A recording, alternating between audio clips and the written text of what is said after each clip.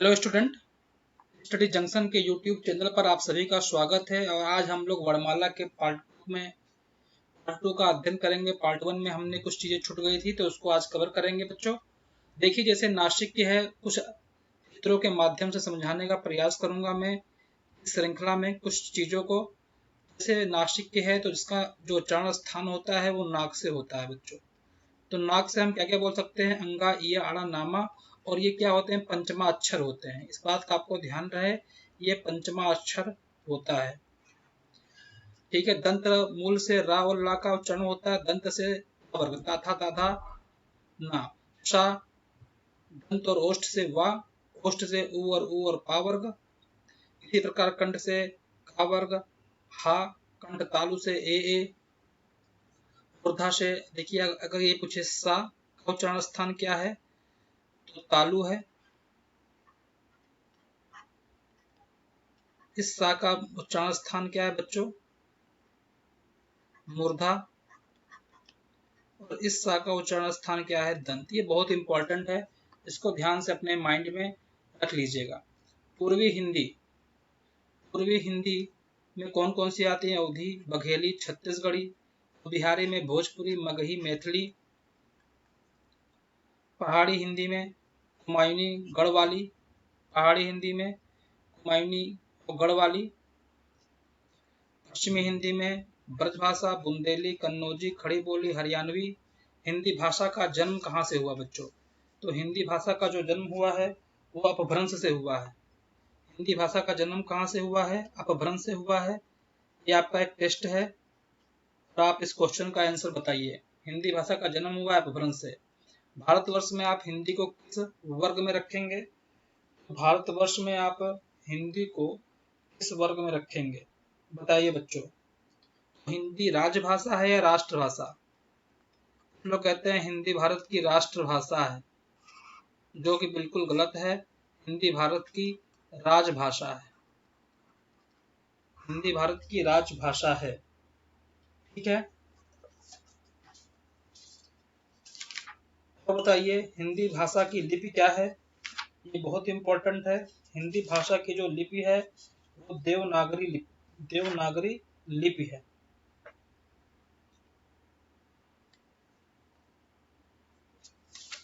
और इसमें जो आर्टिकल यूज हुआ है वो आर्टिकल 343(1) भारतीय संविधान के अनुच्छेद 343(1) के द्वारा हिंदी भारत की राजभाषा है। हिंदी भाषा की जो लिपि है वो ब्राह्मी लिपि है, देवनागरी लिपि। बच्चों बताइए। तो हिंदी भाषा की जो लिपि है बच्चों वो देवनागरी है। ठीक है। नेक्स्ट पे आते हैं। हिंदी दिवस कब मनाया जाता है? Most important question. 14 सितंबर को मनाया जाता है। हिंदी दिवस 14 सितंबर को मनाया जाता है। नेक्स्ट देखिए, अरबी फारसी वर्ण। अरबी फारसी वर्ण कौन कौन से हैं? बताइए। अरबी फारसी वर्ण तब तक आप बताइए कौन कौन से हैं? अरबी फारसी वर्ण कौन कौन से हैं बच्चों? तो मैं बता देता हूँ अरबी फारसी वर्ण कौन कौन से हैं। का, खा, गा। जैसे आप लिखिए का, फिर लिखिए खा, फिर लिखिए गा, फिर जा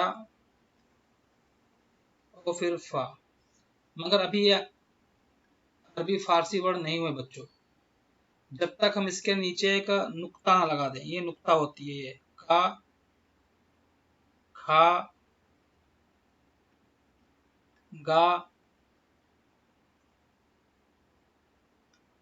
जा और फा। अब ये हो गया अरबी फारसी वर्ण। ठीक है। इसी क्रम में देखिए बच्चों, नेक्स्ट देखते हैं। आप बताइए कि विकसित व्यंजन कौन कौन से हैं? विकसित व्यंजन कौन कौन से हैं? तो इसका आंसर क्या होगा बताइए।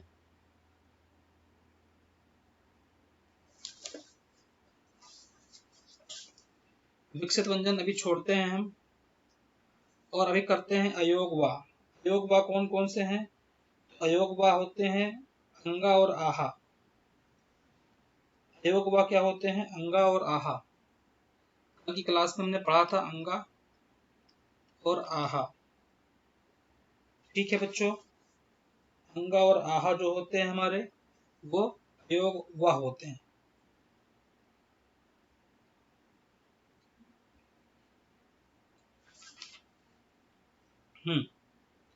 नेक्स्ट है अर्धस्वर, या और वा। या और वा अर्धस्वर हैं। लुंठित रा है, पार्श्विक ला है। लुंठित रा है, पार्श्विक ला है। ठीक है बच्चों। अच्छा, एक क्वेश्चन और बताइए, ज्ञा ये एक संयुक्त व्यंजन है और इसमें कौन कौन से वर्ड छुपे हुए हैं? इसमें जा छुपा हुआ है और इया छुपा हुआ है। ये बहुत इंपॉर्टेंट है, एग्जाम में पढ़ के जाइएगा। एक क्वेश्चन और मुझे बताना था, निर्वित्त। निर्वित्त निर्वित्त व्यंजन क्या है? निर्वित्त वर्ड है बड़ा। निर्वित्त वर्ड क्या है? बड़ा। अमानक वर्ड क्या है? ये भी देख लीजिए बच्चों साथ ही साथ। अमानक वर्ड क्या है?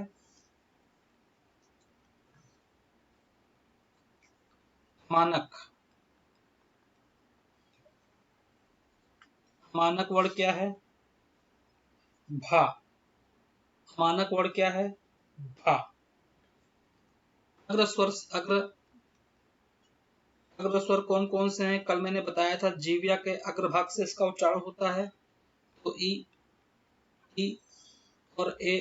ये सारे इंपॉर्टेंट चीज आज हमने कवर कर लिए हैं बच्चों, जो कल के डिस्कशन में छूट गई थी। उत्क्षिप्त, हाँ एक चीज और बच्चों बताना था, उत्क्षिप्त। उत्क्षिप्त मैंने कल भी बताया था, मगर आज रिवीजन करा दे रहा हूँ। उत्क्षिप्त वर्ड कौन कौन से हैं?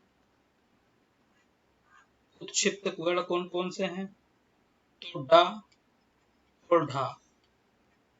ठीक है, डा और ढा अगर इनके नीचे बिंदी है तो ये कभी भी किसी भी शब्द के से प्रारंभ नहीं होंगे। शब्द से प्रारंभ नहीं होंगे, ये अगर इनके नीचे बिंदी है तो ये हमेशा बीच में आएंगे। तो इतना हमने कर लिया। थोड़ा सा करते हैं समास। थोड़ा सा आज हम करेंगे समास के बारे में।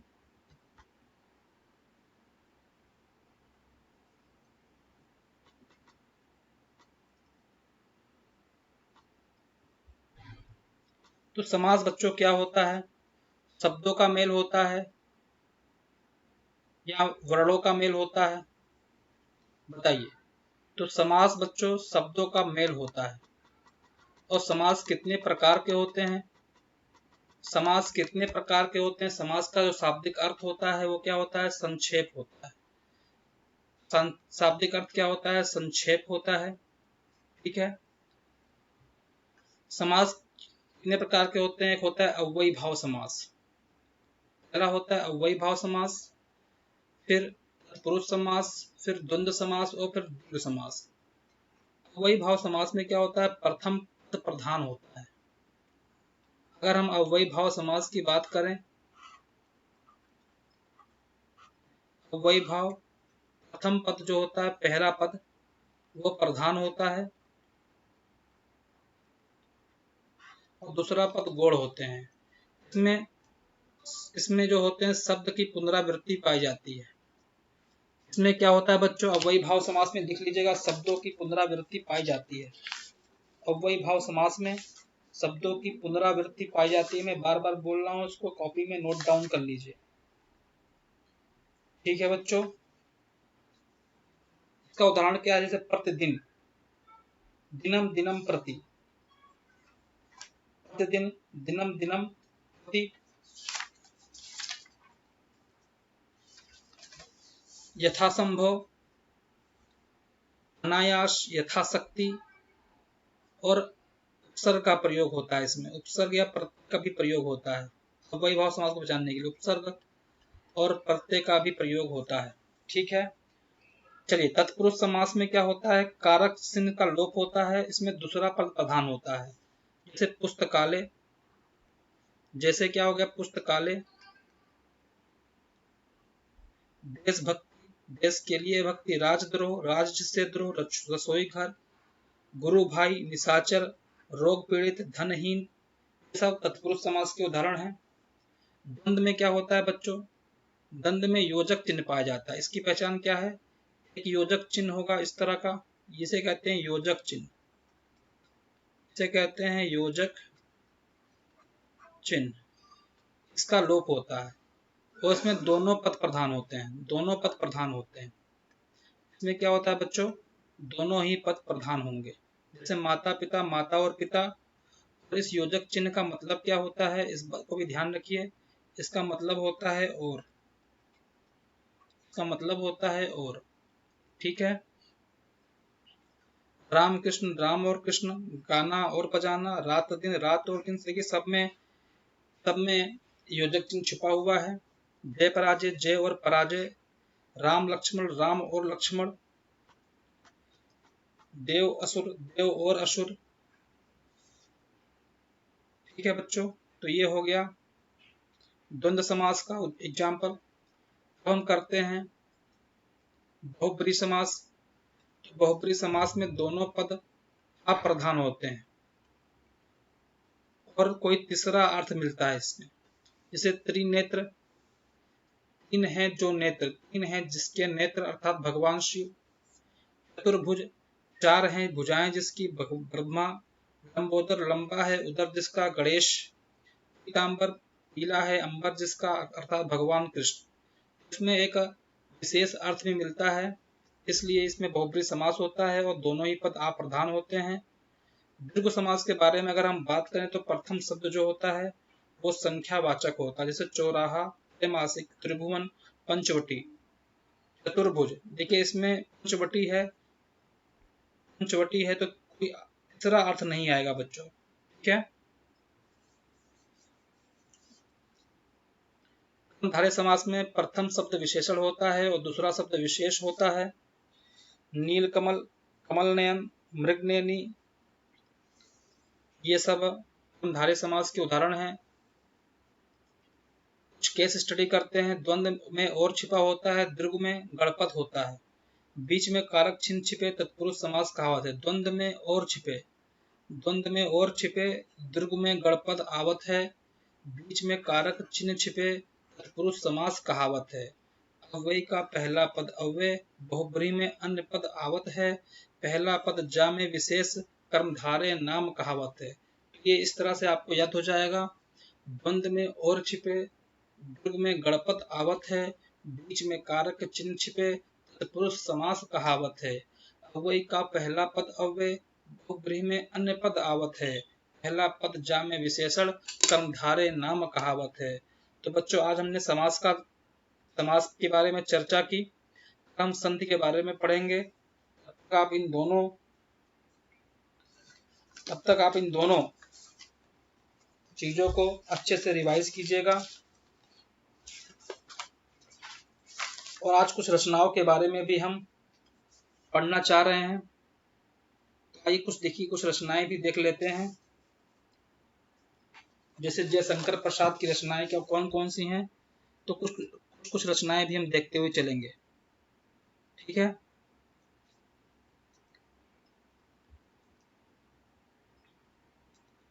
तो कुछ रचनाएं भी आज हम देखेंगे।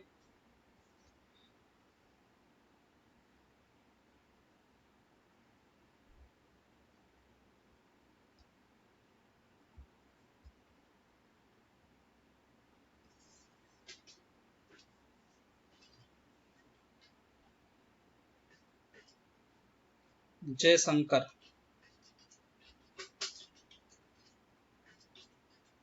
जयशंकर प्रसाद की रचनाएं हम देखेंगे आज।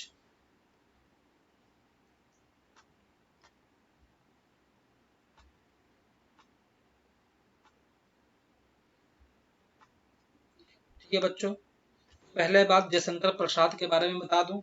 जयशंकर प्रसाद छायावादी कवि थे, छायावादी लेखक थे जयशंकर प्रसाद। और जो उनकी रचनाएं हैं वो बहुत ही इम्पोर्टेंट थी। उन्हें कठिन काव्य का प्रेत भी कहते हैं।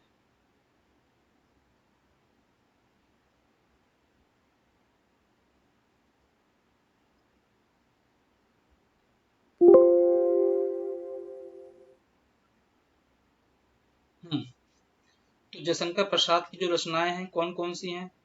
तो पहला है आशु, झरना, सब महत्वपूर्ण रचनाएं हैं। कंकाल, कामायनी,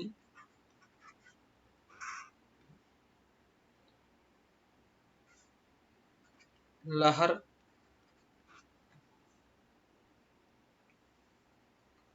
और उर्वशी महाकाव्य। उर्वशी दो लोगों की है बच्चों। अगर महाकाव्य आ जाए तो जयशंकर प्रसाद होगा, और सिर्फ काव्य आ जाए तो रामधारी सिंह दिनकर होगा। लहर, कामायनी, आशु, झरना और कंकाल ये जयशंकर प्रसाद जी की रचनाएं हैं। और कोई याद आ रही है तो मैं बताता हूं आपको।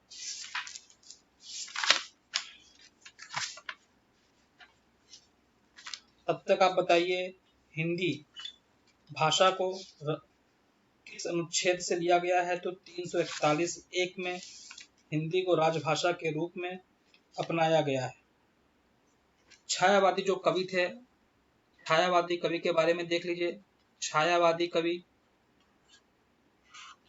कवि में कौन कौन आता है?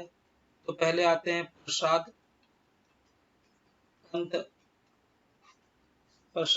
पंत, निराला और वर्मा। ये चार लोग आते हैं छायावादी कवि में। और जयशंकर प्रसाद की कुछ रचनाएं रह गई थी, उसको देख लेते हैं। एक रचना है इनकी बच्चों तितली। एक रचना क्या है? तितली है। कंकाल हमने बता ही दिया। झरना ध्रुव स्वामिनी भी है एक रचना। ध्रुव स्वामिनी इंपॉर्टेंट रचना है ध्रुव स्वामिनी। इंद्रजाल,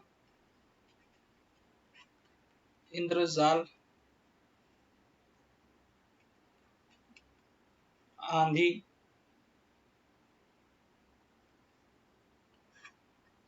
चंद्रगुप्त, स्कंदगुप्त